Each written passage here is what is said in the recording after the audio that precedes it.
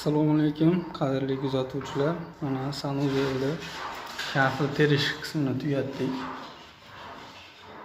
Sanuzelimiz Q40 ga Bruce deyarli. Dushimiz 95 ga 95. Qora kafillanadi. Tokchamiz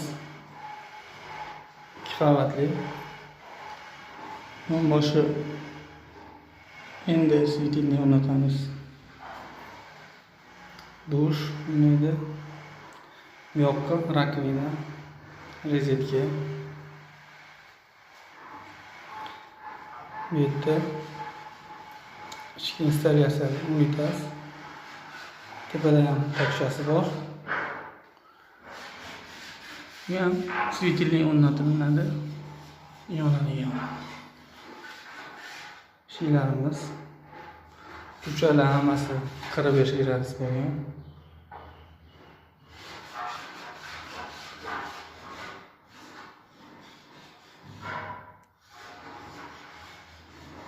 Bu yerda tahorat oladigan sig'dirilgan. Shunday xizmatlar kerak bo'lsa, aloqaga chiqa olasizlar.